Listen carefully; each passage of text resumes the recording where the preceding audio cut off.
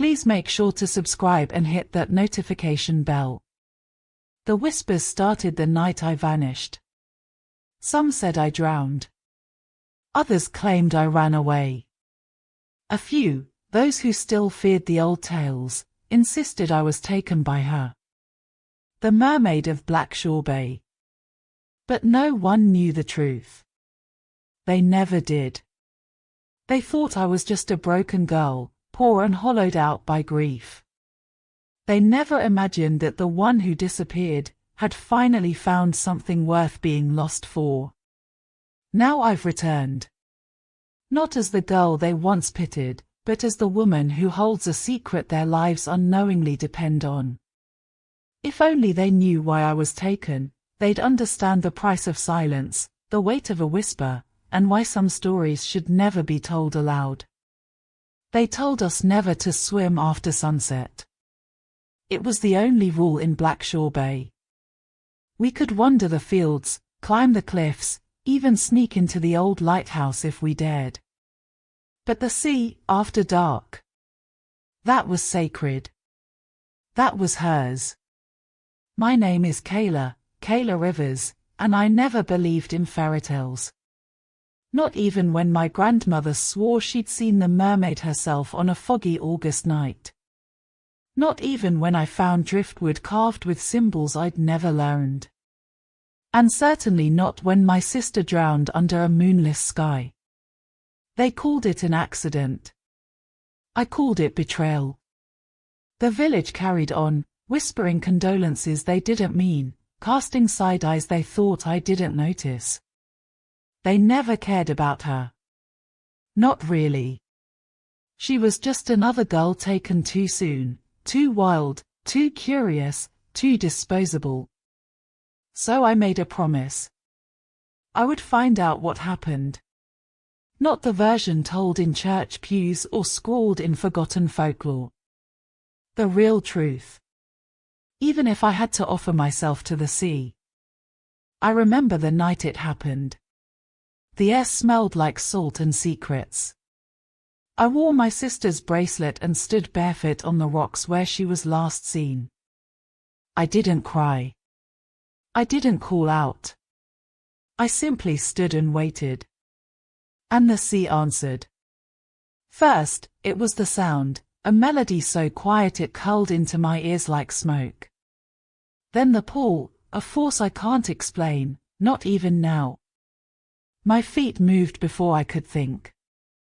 The water was cold, but it welcomed me like home. Then I saw her. She wasn't how the stories described. She didn't glisten or smile. She watched. Eyes dark as the ocean trench, hair like drowned seaweed, mouth neither kind nor cruel, just knowing. Ancient. And without a word, she touched my chest with one sharp-nailed finger, and the world fell away. I wasn't drowning. I was becoming. You'd think being dragged into the sea would feel like suffocating. Like death. But it wasn't. It was like remembering. The moment her finger touched my chest, the water swallowed me. Not violently. Not like a storm or a riptide. But like silk. Thick. Heavy. Ancient. Like it had been waiting for me. My arms didn't flail. My lungs didn't burn. Instead, I could breathe, just as easily as I had above the surface. I opened my eyes, expecting darkness. Instead, I saw light. Not sunlight. A strange bioluminescence that pulsed through the water like veins. It glowed from the rocks, the coral, even the fish, creatures with eyes too intelligent, too aware. I passed towering kelp forests that swayed in rhythm, like they recognized me. And then I saw it. The city beneath the waves. Yes. A city. Carved into the side of an underwater cliff, spirals of stone and shell formed structures I couldn't begin to describe. Some glowed with soft blue orbs, others shimmered like pearl and bone. The mermaid led me through a winding current as if following memory, not map. All around me, the sea whispered. Not in words, but in emotion, like the water itself was alive, watching me, judging. When we arrived, I realized she wasn't alone. There were others. Dozens, maybe hundreds. Not all mermaids. Not all human. Some had faces like fish, others like the drowned. Some wept, some stared, and one even laughed. And every single one of them looked at me like I didn't belong, and yet somehow did. Then she finally spoke. Her voice was like a current. It didn't come from her mouth, it was inside me. You were her blood. The one they silenced. My sister. I whispered. No, she said, floating closer. Your mother. Everything tilted. My mother died giving birth to me. Or so they told me. I never knew her. Never saw a picture. My grandmother raised us and never spoke of her. I stumbled backward, and the sea around me rippled like it felt my panic. No, I muttered. That's not true. She was. They buried her on land, the mermaid said. But she belonged to the sea. She made a choice, and paid the price. I wanted to run. But where would I go? Up. Home. I had already left that world behind. Why me? I asked. Why bring me here? The mermaid circled me, her sharp fins brushing against my arm, leaving trails of stinging cold. Because the land has forgotten. But we have not. And you, Kayla Rivers. You carry the curse. That's when I noticed it. A mark on my shoulder, faint, glowing, shaped like a spiral shell. It hadn't been there before. But now it pulsed with the rhythm of the sea. Suddenly, the whispers around us grew louder. The other sea beings began to chant, not in English, but something older. My skin prickled. You were not just taken, the mermaid said. You were chosen. For what, I didn't yet know. But deep down, I realized. I hadn't come here for answers. I'd come to remember what they made me forget. Because the story of my sister's death was only the beginning.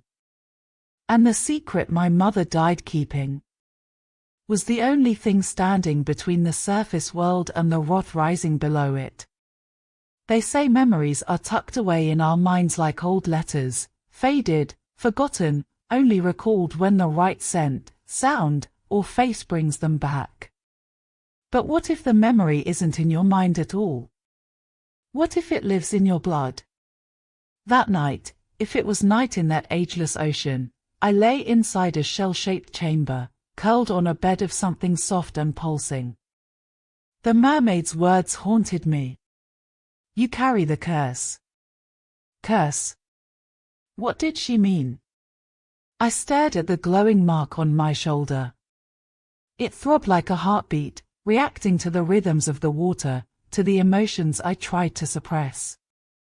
The more I thought about my mother, the brighter it glowed. I closed my eyes, and then, I felt it. Not a dream. A memory. But not mine. She was swimming. Not fleeing. Returning. Long black hair tangled behind her like seaweed, her hands slicing through the water. My mother. Her face looked just like mine, only stronger. Older. Wiser. She swam with purpose, dodging rocky ledges, descending into the same city I had just seen. But this time, it was brighter, fuller, alive. She wasn't afraid. She belonged. Then I saw him. A man, not a merman. Human. Young. His clothes floated loosely around him. And he was bleeding. My mother reached him, placed her hands over his chest, and chanted. The water around them shimmered gold. He gasped, alive. Why did you come back? He asked her. To protect what I left behind, she whispered. And what I'm about to give life to. She was pregnant. Me. Suddenly, shadows surrounded her, dark figures with long limbs and hollow eyes. The Sea Watchers. You broke the pact, one hissed. You crossed the threshold. You brought a land child. She is more than land, my mother said. She carries both tides. The figures loomed closer. Then she will belong to no world. My mother turned sharply. She will choose. And she will remember. Even if you bury the truth. I woke up screaming, choking, not on water, but air. My chamber had filled with breathable air. A cruel, deliberate trick. She wanted me to feel both worlds. To know the cost of walking between them. The mermaid stood in the archway. You remember, don't you? She didn't die in childbirth, I whispered. You took her. The mermaid nodded once. She chose to return. She chose to bear you in the one place it would doom her. Between sea and sky. Why? Because she knew you were the only one who could finish what she started. I stood, fists clenched. Which is? Breaking the chain. What chain? She swam closer and held up a broken, rusted pendant. My mother's. The same one she wore in the vision. The mermaid touched it to my mark. A jolt of light surged through my skin. The chain of silence. The pact that keeps the sea and land divided. A pact written in blood. I didn't agree to this, I snapped. Neither did your mother. But she bled anyway. The walls trembled. Screams echoed from deeper chambers. The Watchers had felt the activation of the pendant. They were coming. I turned to the mermaid. What happens if I stay here? They'll destroy you. The land doesn't accept us. The sea fears what you are. And if I go back? They'll never let you go again. I was trapped. Between water and air. Between a truth too heavy to carry, and a lie too dangerous to keep. But something burned inside me now. Not fear. Fire. If my mother risked everything to give me life, I'd find the truth she died protecting. Even if it drowned the world in the process. They didn't knock. They never did. The Sea Watchers emerged from cracks in the coral walls like smoke, black eyes, long limbs, and faces that had forgotten what it meant to smile. You didn't hear them approach. You just felt colder. Heavier. Like something ancient had opened its eyes beneath your skin. I stood tall, even as my knees trembled. The pendant still glowed faintly in my hand, like it didn't want to be seen. The mermaid, Syrah, she had finally told me her name, moved in front of me, her tail brushing the floor like a blade. She's not ready, Syrah told them. She's barely remembered. Then she dies unknowing, the tallest Watcher said, its voice rasping through the chamber like dry seaweed. The pact must hold. It won't, I snapped before I even realized I'd spoken. Their heads turned in eerie unison. I could feel my lungs tightening, not from lack of air, but from their pressure. Their will. You were not supposed to awaken, another said. Your mother disobeyed. She made a life where none should exist. You mean me, I said. She made me. Their silence said everything. I was a flaw in their order. A rip in the tide. What is the pact? I asked. Tell me the truth. No more riddles. Syrah's voice was soft. It's older than your bloodline. A pact forged between land and sea after the Great Flood. A line drawn. Neither side would cross into the other. Love, children, even knowledge, forbidden. She looked straight at me. But your mother crossed. They showed me. Images, not memories, but echoes, played in the chamber like a vision. A time when sea and land were one. When merfolk and humans spoke. Traded. Loved. But humans grew greedy. They fished too much. Dug too deep. And one day, a war broke out. Sea turned against land. The oceans rose in fury, swallowing kingdoms. Then the pact was formed, by blood magic. The Sea Watchers were created to enforce it. And anyone born of both worlds, Syrah whispered, was seen as a curse. A living breach. Me. So you hunted them, I said to the Watchers. You hunted us. They didn't deny it. Just floated there, silent and terrible. I stepped forward. You think silencing me keeps the pact safe.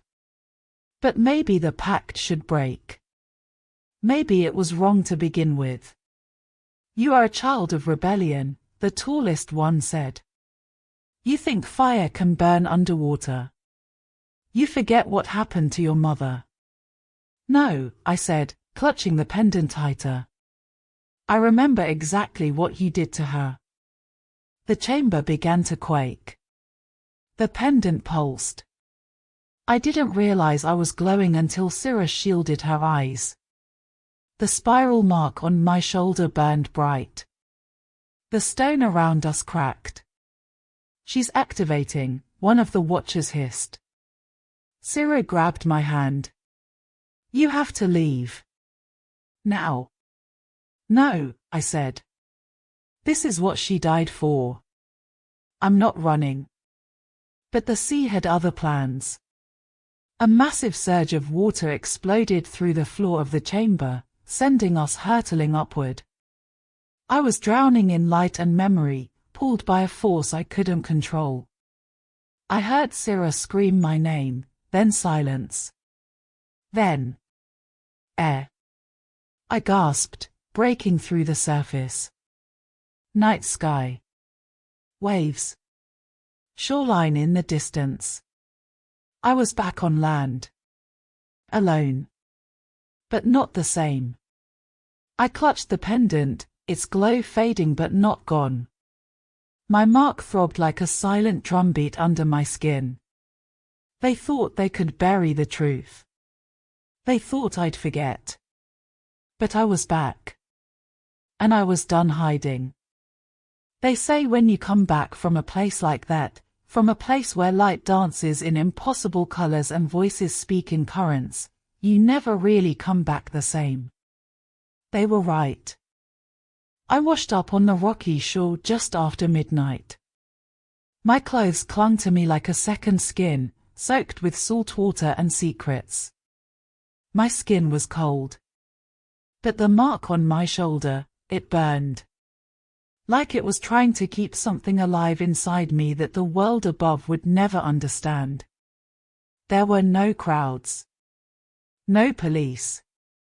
Just me, the stars, and the pendants still pulsing against my chest. It took me 2 days to walk back to town, barefoot, silent, unnoticed. The world was louder than I remembered. Too dry. Too fast. I had seen a place where time moved like breath, where silence carried history. But here, everything screamed. I thought I'd return to questions. Instead, I returned to lies. My Aunt Sandra was in the kitchen when I walked through the back door. She dropped her mug the moment she saw me. "Eloise," she whispered, hand over her heart. "My God," we thought. She ran to me, arms wide, but stopped just short. Her eyes flicked to the mark on my shoulder. Her face changed. "Where have you been?" I wanted to tell her everything. About Syrah. About the Sea Watchers. About my mother. But something in her face stopped me. A flash of recognition. "You knew," I said. She didn't answer. Just turned away, grabbing a towel for the shattered mug. "You were a baby," she said. "Too young to remember the storm. Too young to see what they did to her." My knees buckled. I sat at the kitchen table, drenched, confused, furious. "Why didn't you ever tell me?" About her. About what she was. Sandra leaned against the counter, tears slipping quietly down her face. "Because your mother made me promise. She said if they found out she had a child, a daughter born of both worlds, they'd come for you. And they did. That night, I went through my mother's old trunk in the attic. The one they always said didn't open. I knew better now. I pressed the pendant to the lock. It clicked. Inside were torn journal pages, sea-worn maps, and a letter, folded 100 times, edges brittle. I opened it. "To my Eloise. If you're reading this, then the sea has taken you, and spared you. There's a legacy buried deep, both under the waves and in your blood. They'll call you cursed. They'll try to silence you. But you must do what I could not, tell the world the truth. There is no boundary strong enough to break what you are. You are both. And both worlds are dying without you." I read it 5 times before the words began to settle in my bones. The next morning, I returned to the harbor. Not to leave, but to confront. The old fisherman, Mr. Reyes, sat near the dock, eyes watching the waves. He looked up as I approached, and paled. "You're her," he whispered. "You're her girl. And you were there the night she disappeared," I said. "Weren't you?" He didn't deny it. Instead, he reached into his pocket and handed me a rusted compass. It spun wildly in my palm before slowing, pointing straight toward the sea. "She said you'd come," he muttered. "Told me the ocean would call you home one day." I looked at the water. Still. Deep. Waiting. That night, I stood alone at the shoreline again. But this time, I wasn't just a girl who got taken. I was the one returning on my own terms. I tied the pendant around my neck. Let the waves cover my feet. My knees. My waist. I could feel them watching. Syrah, the Watchers, my mother's spirit. And I whispered into the water. "I'm ready." The ocean answered with silence. But sometimes silence is louder than any scream. Most people think the ocean is empty at night. Just black water and silence. But those who've been chosen know better. As I walked deeper into the sea, the water changed. It grew warm despite the cold night. Glowed faintly, as if lit from beneath. With each step, the world above grew dimmer, and the world below began to hum. I wasn't drowning. I was being summoned. A current wrapped gently around my waist, like a hand guiding me down. And then I saw them, eyes beneath the surface, blinking open one by one like stars in reverse. Mermaids. Sea Watchers. Creatures I could now see as clearly as my own reflection. Syrah was waiting. Floating inches above the ocean floor, hair fanned around her like a living crown. Her voice echoed in my mind, not my ears. You came back. As you were meant to. What am I? I asked, my voice trembling inside. You are the bridge. The tide walker. The daughter of two bloodlines. The one who remembers the storm, and carries its truth. I stared at my reflection in the water. My eyes, once brown, now shimmered with flecks of green and silver. The mark on my shoulder pulsed like it was alive. My mother was one of you. And more, Syrah said. She was the last to refuse the pact.